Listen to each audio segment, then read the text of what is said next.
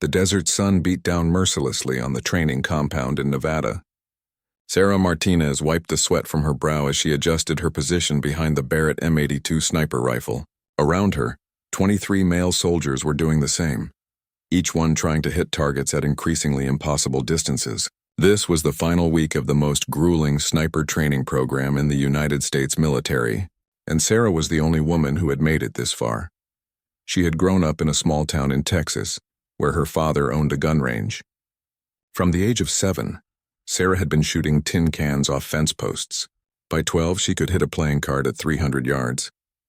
Her father, a Vietnam veteran, had taught her that shooting wasn't about strength or aggression. It was about patience, breathing, and understanding the wind like it was a living thing. Nobody expected her to join the military. Sarah had been accepted to college on a full scholarship for engineering, but something happened during her freshman year that changed everything. Her older brother Jake, a Marine Corps sergeant, was killed by enemy fire in Afghanistan. At his funeral, Sarah made a decision. She would honor him by becoming the best shooter the military had ever seen. The instructors at sniper school were skeptical from day one. Chief Warrant Officer Marcus Webb, a SEAL with 20 years of experience, had never trained a female sniper before. He wasn't sure women had what it took for this kind of work. The physical demands were brutal. Students carried 80-pound packs through the desert for miles. They stayed motionless in uncomfortable positions for hours. They went days without proper sleep. But Sarah proved him wrong at every turn. While other candidates complained about the heat, she stayed silent and focused. When they had to crawl through mud under barbed wire, she moved faster than most of the men. During the stalking exercises, where snipers had to get within 200 yards of instructors without being spotted, Sarah was never caught once. She seemed to disappear into the landscape like a ghost. The shooting portion was where she truly shined. The instructors would set up targets at 600 yards, then 800, then 1,000. Sarah's shots were consistently within the kill zone. She understood something that took other shooters years to learn. Every bullet's path was affected by wind, temperature, humidity, and even the rotation of the earth. She could calculate all of these factors in seconds, making tiny adjustments that seemed instinctive. Webb started to notice something else about Sarah. She had an unusual calmness under pressure. During one exercise, the instructors created a scenario where the shooters had to make a decision quickly. A target appeared for only 5 seconds before disappearing. Most students rushed their shots and missed. Sarah waited 3 seconds, exhaled slowly, and fired. The target went down with a perfect headshot. After 8 weeks, only 12 students remained. The final test was approaching, and everyone was nervous. Webb had designed something special for this group. It would be the hardest shot any of them had ever attempted. He gathered the remaining candidates in the briefing room. The room was plain with concrete walls and metal chairs. A projector showed a satellite image of a mountain range. Webb stood at the front, his arms crossed over his chest. He had a reputation for being tough but fair. Everyone respected him even when they hated the things he made them do. "Listen up," Webb said, his voice carrying authority that came from years in combat. "Your final test will be conducted in the mountains of Colorado. You'll be dropped at separate locations before dawn. Your mission is to reach an observation point on this ridge." He pointed to the map. "From there, you'll have one shot at a target placed at 1,700 yards. That's just under a mile." The room went silent. 1,700 yards was an extreme distance even for experienced snipers. At that range, a bullet would drop over 400 inches. The slightest miscalculation would mean a complete miss. "The conditions will not be favorable," Webb continued. "You'll be shooting across a valley with unpredictable winds. The target will be a 12-inch steel plate. You get one shot, just one. If you miss, you fail the course." Sarah felt her heart rate increase slightly, but she forced herself to breathe steadily. She had trained for this moment her entire life. 1,700 yards was extreme, but not impossible. She had read about shots made at similar distances in Iraq and Afghanistan. Carlos Hathcock, the legendary Marine sniper, had made a famous shot at 2,500 yards in Vietnam. If he could do it with older equipment, she could do it now. Over the next 2 days, the candidates prepared their equipment and studied weather patterns for the Colorado mountains. Sarah spent hours checking and rechecking her rifle. She cleaned every part until it was spotless.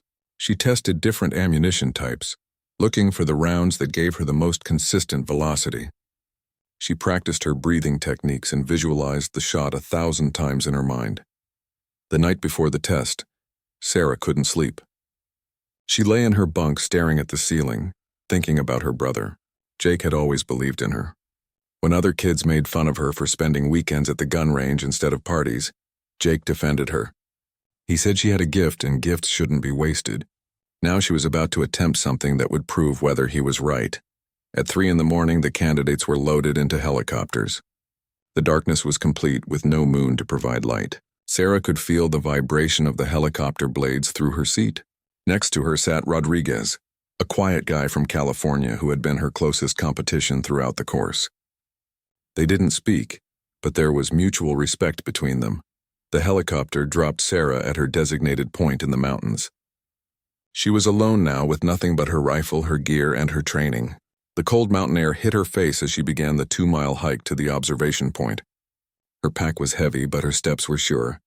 She had studied the topographical maps and knew exactly where she needed to go. As she climbed through the darkness, Sarah thought about all the people who had doubted her.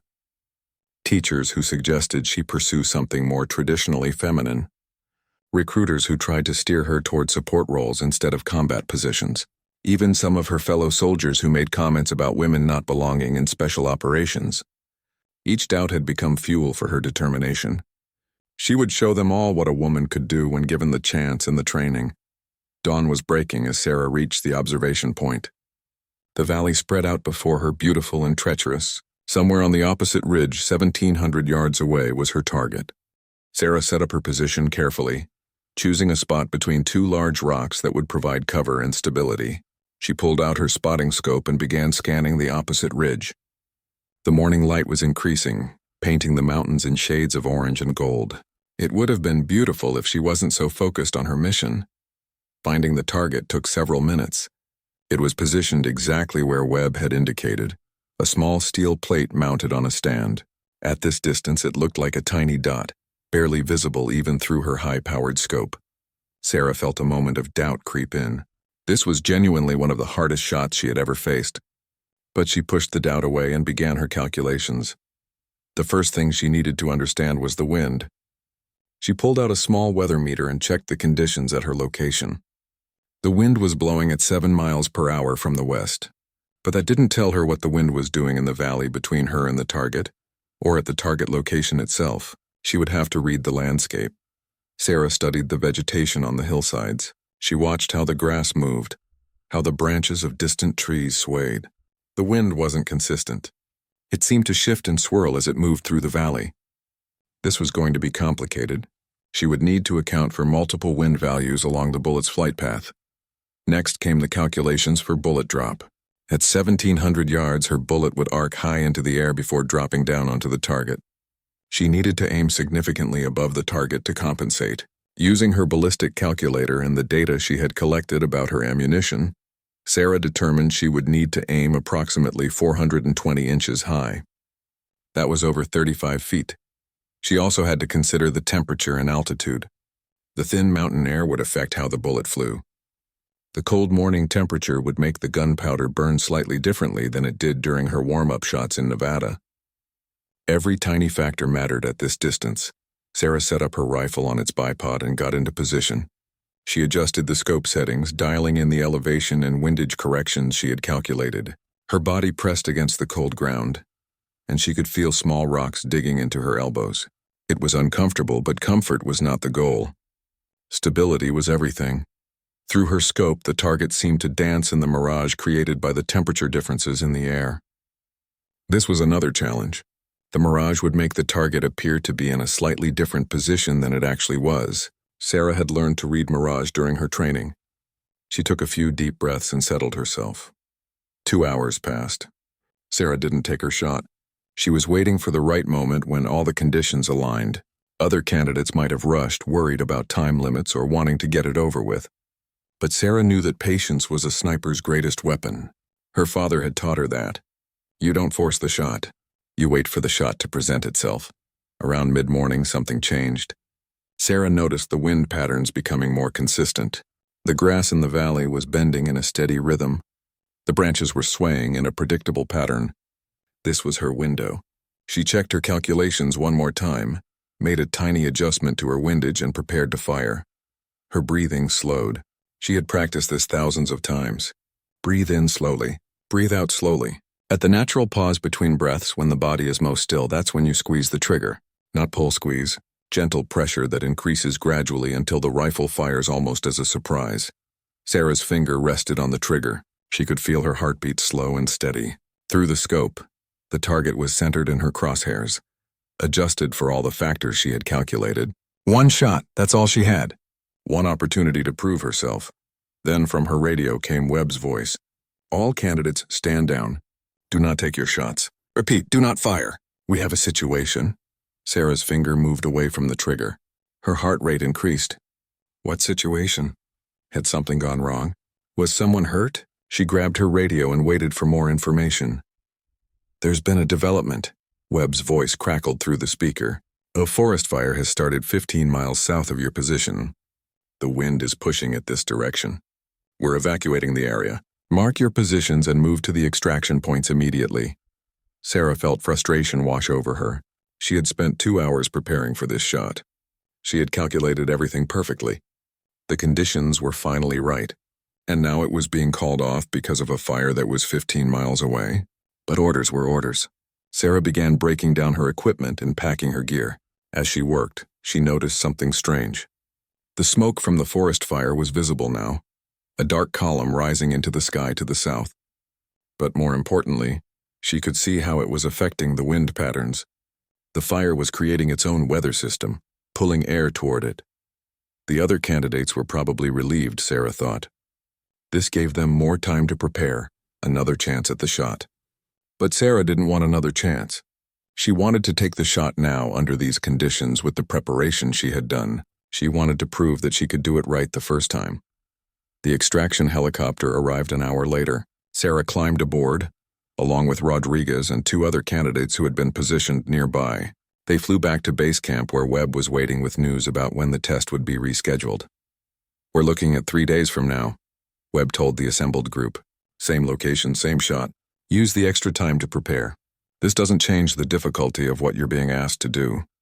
That evening, Sarah cleaned her rifle again and reviewed her calculations. The 3-day delay was actually going to make things harder. The weather would be completely different. All of her observations and preparations would be useless. She would have to start over from scratch. But as she lay in her bunk that night, Sarah realized something. Maybe this was part of the test. Maybe Webb wanted to see how they handled unexpected changes. In real combat situations, plans never went perfectly. Missions got delayed. Weather changed. Equipment malfunctioned. The ability to adapt was just as important as the ability to shoot. She thought about her brother again. Jake had been killed because his convoy took a different route than planned. An improvised explosive device was waiting on that new route. War was unpredictable. Training had to prepare soldiers for that unpredictability. Sarah decided she would use the 3 days to practice adapting. She would prepare for multiple scenarios, multiple wind conditions, multiple complications. When the day came for her shot, she would be ready for anything. 3 days later, Sarah found herself back in the mountains. The weather had indeed changed dramatically. What had been a clear morning with light winds was now overcast with gusts that seemed to come from every direction. The temperature had dropped 15 degrees. Everything about this shot would be different from her first attempt. She reached her observation point just as the sun was rising, though the thick clouds made it hard to tell exactly where the sun was. The valley looked gray and unwelcoming. Sarah set up her position and immediately began assessing the new conditions. The wind was her biggest concern. It was strong and erratic, which would make calculating bullet drift nearly impossible. Through her spotting scope, she located the target. It was in the same position as before, but the changing light made it even harder to see clearly. Sarah pulled out her weather instruments and started taking readings. Wind speed varied from 5 miles per hour to 15 miles per hour. The direction shifted constantly. This was a nightmare scenario for long-range shooting. She spent the next hour just watching and learning the patterns. Even chaotic wind has rhythms if you watch long enough. Sarah noticed that every few minutes there would be a brief period where the wind settled into a more consistent pattern. These windows lasted maybe 30 seconds at most. She would need to be ready to take her shot during one of these windows. The radio crackled to life. It was Webb doing a check-in with all candidates. One by one, they reported their status. Some were still hiking to their positions. Others were set up but struggling with the conditions. Sarah reported that she was in position and observing the target. "How's it looking, Martinez?" Webb asked. There was something different in his tone. Not quite friendliness, but perhaps respect. "Challenging, sir," Sarah replied. "Wind is variable. Waiting for the right moment, roger that. You've got until 1400 hours. After that, we scrub the exercise and everyone fails." Sarah checked her watch. That gave her 6 hours. Plenty of time if the conditions improved, not enough time if they stayed this bad. She settled in and continued her observation. Around mid-morning, something unexpected happened. Another voice came over the radio, but this wasn't one of the candidates. It was Colonel Pierce, the commanding officer of the entire training program. Sarah had only seen him twice during her 8 weeks here. He never involved himself in daily training activities. "Chief Webb, this is Colonel Pierce. I'm at your position. We need to discuss the parameters of this exercise." There was a pause, then Webb responded, "Yes, sir." Switching to private channel. Sarah wondered what that was about. Were they canceling the exercise again? She kept her focus on the target and the wind patterns. Whatever the brass was discussing, it didn't change her job. She still had to make this shot. 20 minutes later, Webb's voice returned to the main channel. "All candidates, listen carefully. We're modifying the exercise. The target distance remains the same, but we're adding a complication. Colonel Pierce has authorized the use of this training scenario for a live demonstration of advanced tactical shooting. You will now be observed by a group of visiting military officials from allied nations." Sarah felt her stomach tighten. Observers meant pressure.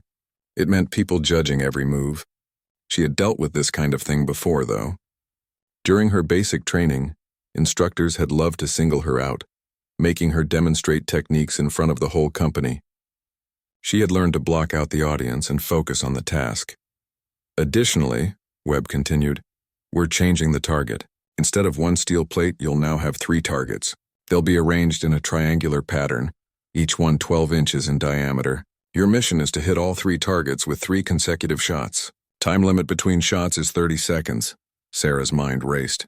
3 shots instead of 1 completely changed everything. The first shot might be achievable with careful preparation, but the second and third shots would need to be taken quickly, without time for extensive recalculation. This would test not just her precision but her ability to adapt rapidly. She studied the target area through her scope. Sure enough, 2 additional steel plates had been added, forming a triangle with the original target. They were spaced about 3 feet apart from each other. At 1,700 yards, that spacing would require different aiming points for each target. Sarah began working through the problem. If she used the same elevation for all 3 shots, she would only need to adjust her windage. The targets were arranged horizontally across the ridge, so the main difference would be how the wind affected bullets traveling to each position. The left target would require slightly different compensation than the center target, which would be different from the right target. She spent the next 2 hours creating a detailed plan. She would shoot from left to right. The first shot would be her most carefully prepared.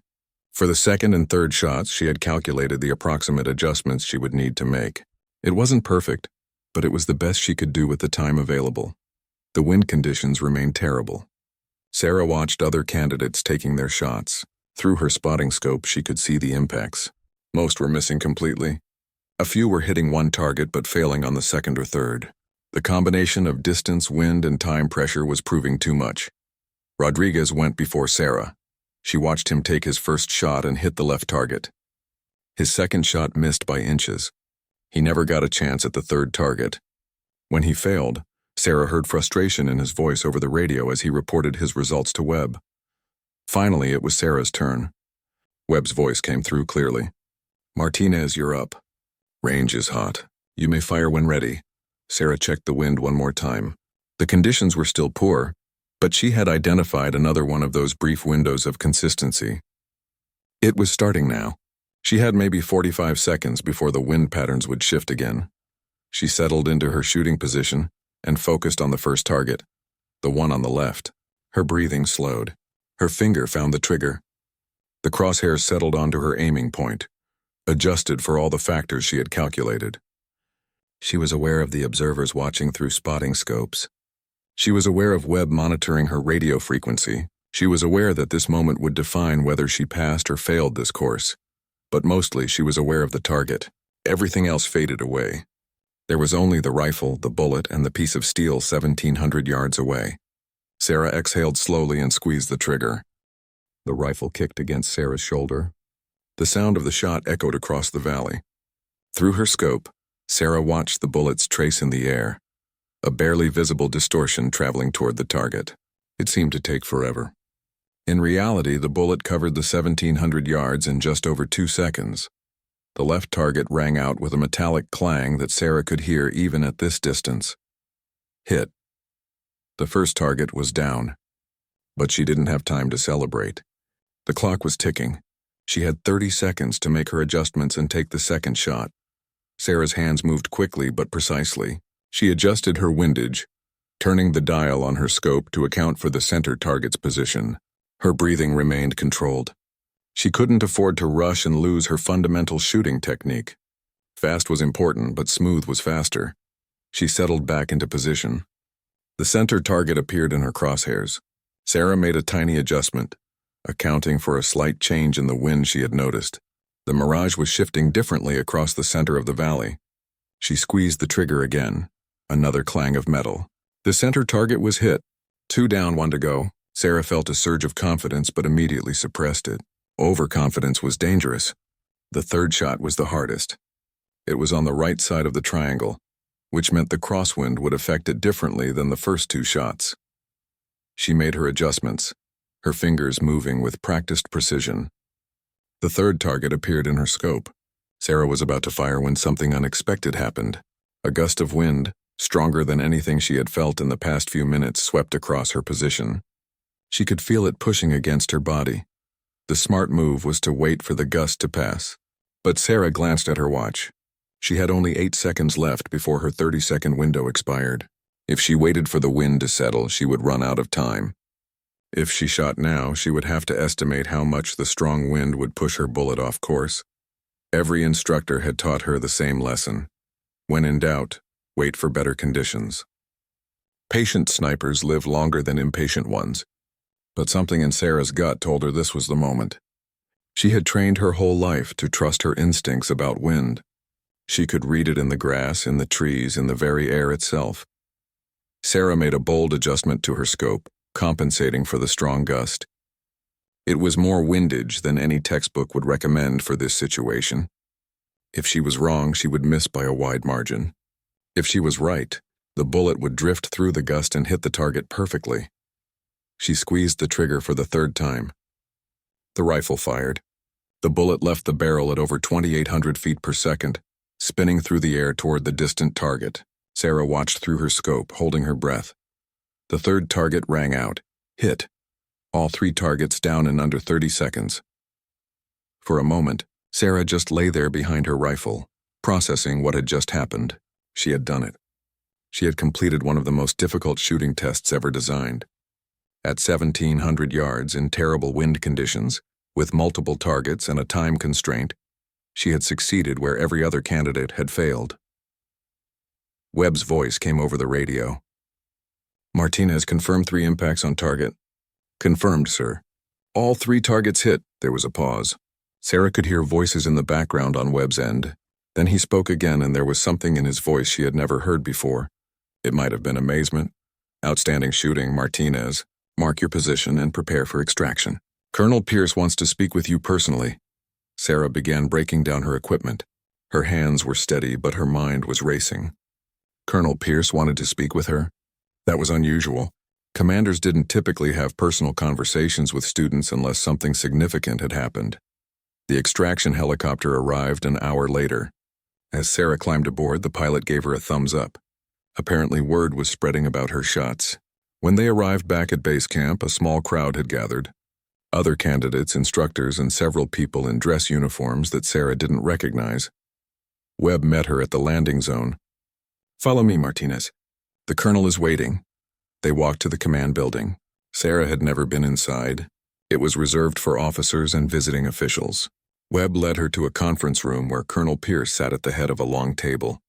Around the table were several other high-ranking officers, including 2 wearing uniforms from Allied nations.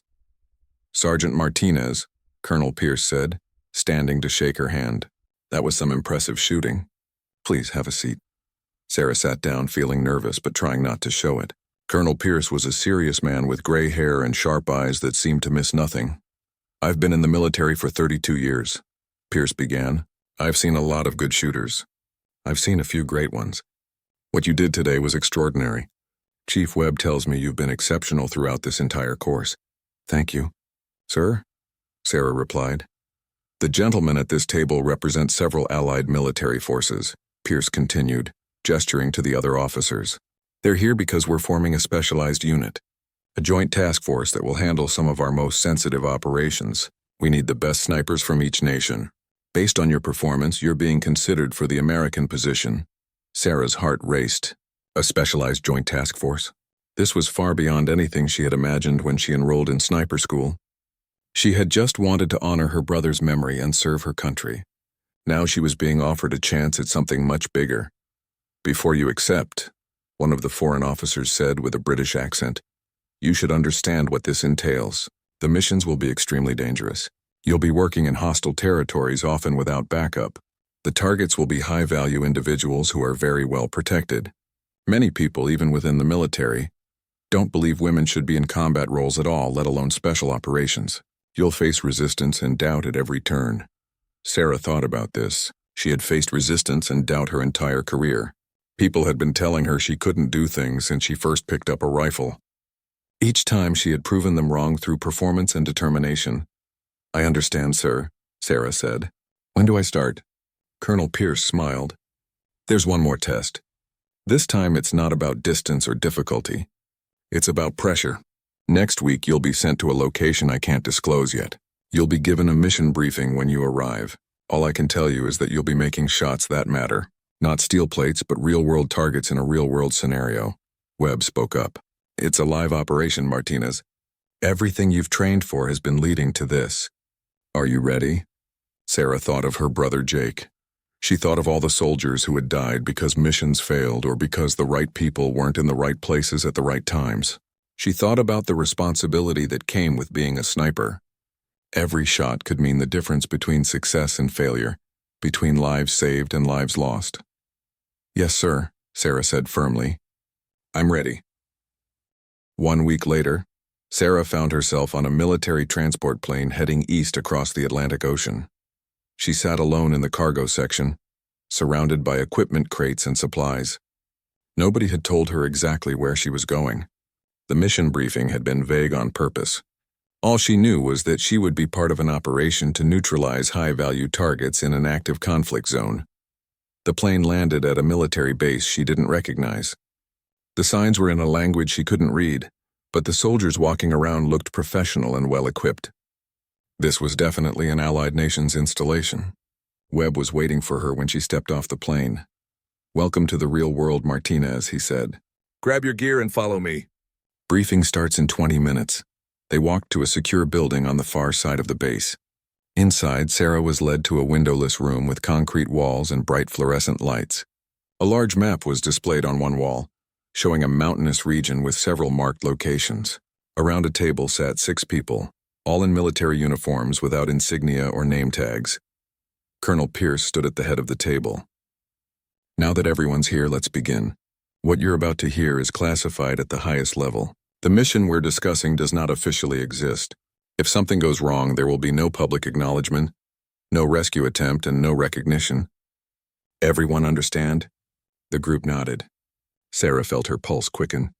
This was serious in a way that training never was. Pierce pointed to the map. This is the Karakar mountain range, approximately 40 miles from our current location. For the past 6 months, an insurgent group has been operating out of these mountains, planning attacks against civilian targets. We've tried conventional approaches. Airstrikes are too risky because of civilian populations in nearby villages. Ground assaults have failed because the terrain gives the insurgents too much advantage. Paused and looked directly at Sarah. Intelligence has confirmed that 3 high-ranking commanders of this insurgent group will be meeting at this location tomorrow morning. He pointed to a red mark on the map. This is a rare opportunity. These 3 individuals are responsible for planning attacks that have killed over 200 people in the past year. If we can eliminate all 3 in one operation, We can cripple their organization significantly. Another officer, an older man with a scarred face, spoke up. The problem is the distance and the window of opportunity. Our surveillance shows they'll only be exposed for approximately 5 minutes during their meeting. They meet in an open courtyard of a compound, but they're surrounded by guards. We need someone who can take out all 3 targets quickly and accurately before the guards can react. Sarah realized where this was going. This was the mission Pierce had mentioned. This was her test. The shooting position is here, Pierce continued, pointing to another mark on the map. It's a ridge overlooking the compound. Distance to target is approximately 1,900 yards. That's 200 yards farther than your qualification shot. The terrain is rocky and exposed, which means you'll be vulnerable if you're spotted. And you'll need to take all 3 shots in under 3 minutes. Webb leaned forward. I'm not going to lie to you, Martinez. This is the most difficult shot I've ever asked anyone to attempt. 3 moving targets at nearly 2,000 yards with a 3-minute window. In training, you had stationary targets in half an hour. This is completely different. Sarah studied the map. 1,900 yards was extreme, even for the best snipers in the world. But she had proven she could adapt to difficult conditions. She had proven she could make multiple shots quickly. This was just the next level of difficulty. When do we go? Sarah asked. Tonight, Pierce said. You'll be inserted at 2300 hours. You'll have 6 hours to reach the shooting position and set up. The targets are expected to appear at 0530. You'll have 1 radio for emergency communication only. A helicopter will be on standby for extraction, but it's 15 minutes away. If things go wrong, you'll be on your own for a quarter hour. The rest of the briefing covered escape routes, radio frequencies, and contingency plans. Sarah learned that the 3 targets were commanders known by code names: Scorpion, Viper, and Cobra. Intelligence photos showed their faces. Sarah studied them carefully, memorizing every detail. These were the men she would be shooting. After the briefing, Webb pulled Sarah aside. I need to ask you something, and I need an honest answer. Do you think you can make these shots?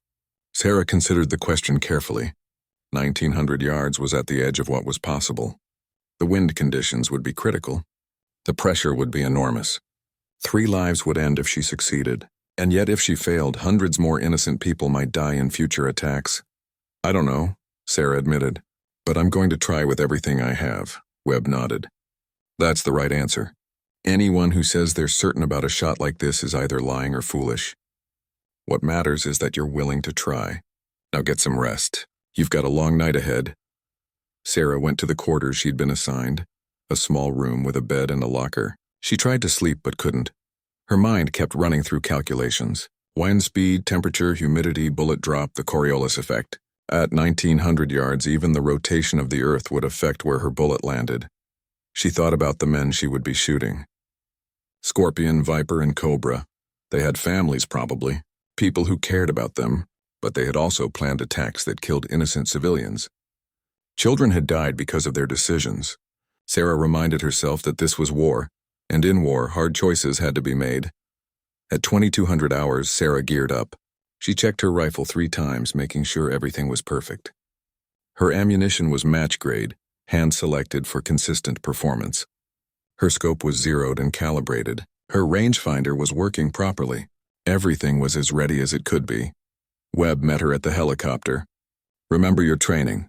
Trust your instincts. And Martinez, good luck. The helicopter took off into the night. Sarah sat in the open door, watching the ground pass below. They flew low and fast, avoiding radar and maintaining radio silence. After 40 minutes, the pilot gave her a hand signal. They were approaching the insertion point. Sarah jumped out while the helicopter was still hovering 10 feet above the ground. She landed hard, rolling to absorb the impact.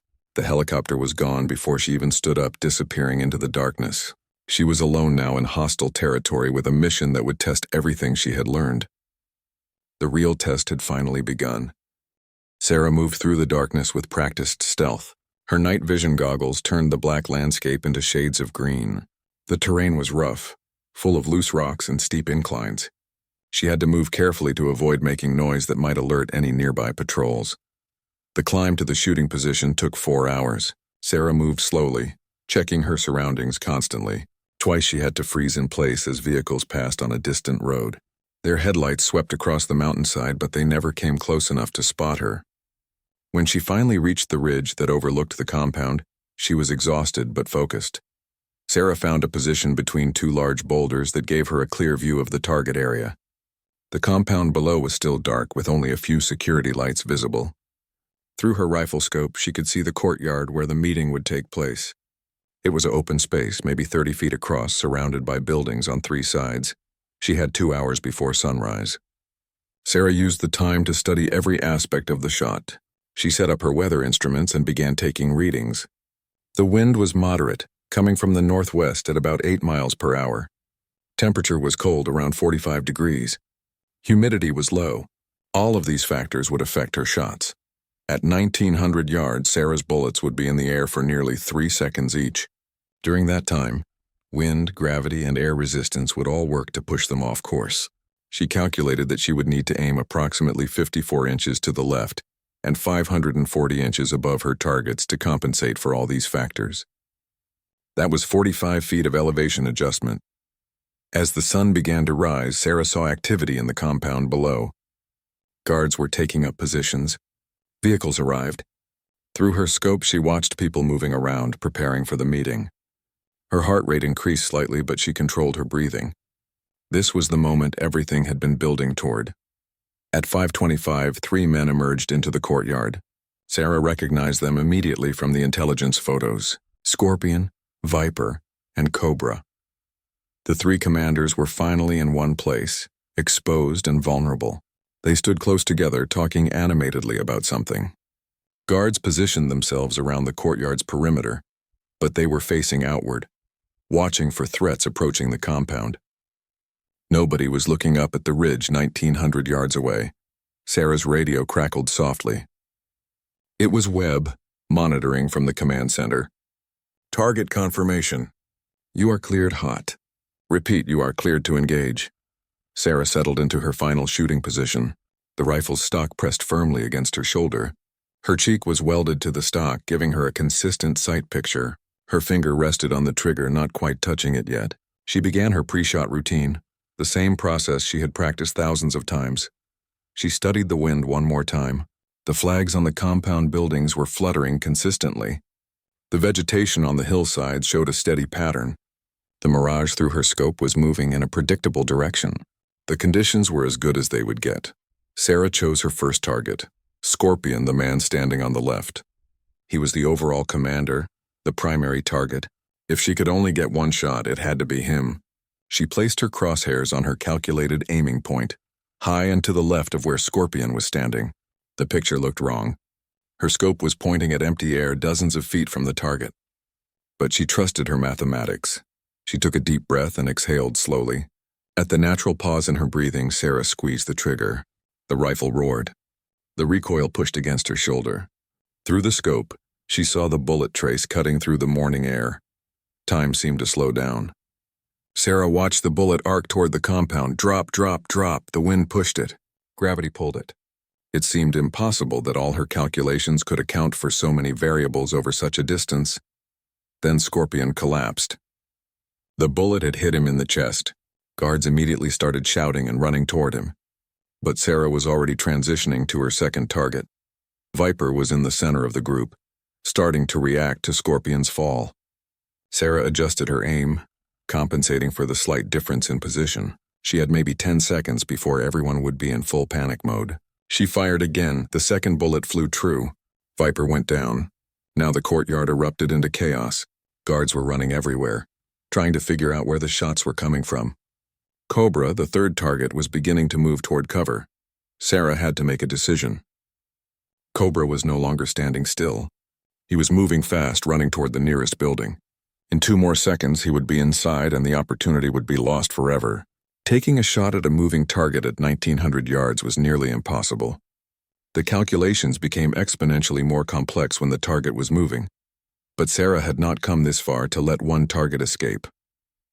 She made a rapid estimation of Cobra's speed and direction. She adjusted her aim, leading the target like a hunter shooting at a running deer. Except this deer was nearly a mile away and the shot had to be perfect. She fired her third round. The bullet left the barrel and began its long journey through the air. Sarah held her breath, watching through the scope. Cobra was almost to the doorway. The bullet was dropping. dropping, arcing down toward its target. Cobra fell 3 feet from the doorway. All 3 targets were down. For a moment, Sarah just lay there, hardly believing what had just happened. She had done something that most people would have said was impossible. 3 targets at 1,900 yards with the 3rd target moving. It was a shot that would be talked about for years in military circles, even though most of the details would remain classified. Webb's voice came through the radio, and she could hear the amazement. "Martinez, confirm all 3 targets down?" "Confirmed, sir. All 3 targets eliminated. Outstanding work. Extract immediately. The helicopter is inbound to your position." Sarah quickly broke down her equipment and moved away from her shooting position. Below, the compound was in complete chaos. Guards were firing randomly at the surrounding hills, but they had no idea where the shots had come from. By the time they organized a search, Sarah would be long gone. The extraction helicopter arrived 10 minutes later. As Sarah climbed aboard, the pilot gave her a look of respect. "I heard what you did. That's some impressive shooting." Sarah looked back at the compound as the helicopter lifted off. 3 men were dead because of her actions. She felt no pride or satisfaction in that. But she also felt no guilt. Those men had been responsible for the deaths of hundreds of innocent people. The world was safer with them gone. When they arrived back at the base, Colonel Pierce was waiting with Webb and the other officers. The atmosphere was celebratory but subdued. This was a serious business, not a game. "Sergeant Martinez," Pierce said, shaking her hand. "What you accomplished today will save lives. Probably hundreds of lives. Intelligence is already reporting that the insurgent organization is in disarray. They've lost their entire command structure in one operation." Webb stepped forward. "I'll admit something, Martinez. When you first showed up at sniper school, I had my doubts. I didn't think a woman could handle what we put our snipers through. You've proven me wrong in every possible way. You're not just a good sniper. You're one of the best I've ever seen." Sarah felt a wave of emotion but kept it contained. This was the validation she had been working toward her entire military career. Not just acceptance, but recognition earned through undeniable performance. "There's one more thing," Pierce said. He held out a small box. Inside was a medal, though Sarah didn't recognize which one. "This operation is classified, so we can't give you public recognition. But this medal represents the appreciation of everyone who knows what you did today. You've set a standard that will be remembered." As Sarah held the medal, she thought about her brother Jake. He had believed in her when others doubted. He had encouraged her to pursue her skills even when it meant going against expectations and stereotypes. She wished he could be here to see this moment, but in a way he was. Every shot she took, every mission she completed was partly for him. That evening, Sarah sat alone in her quarters, cleaning her rifle one more time. Tomorrow she would begin training for the next mission. There would always be another mission, another target, another impossible shot. But tonight she allowed herself to reflect on what she had accomplished. She had proven that skill knows no gender. She had shown that determination and training matter more than stereotypes and assumptions. She had made 3 shots that commanders said couldn't be made. And in doing so, she had saved lives and changed minds about what women could achieve in combat roles. The SEAL commander had said no one could make that shot. Sarah Martinez had proven him wrong 3 times in one morning.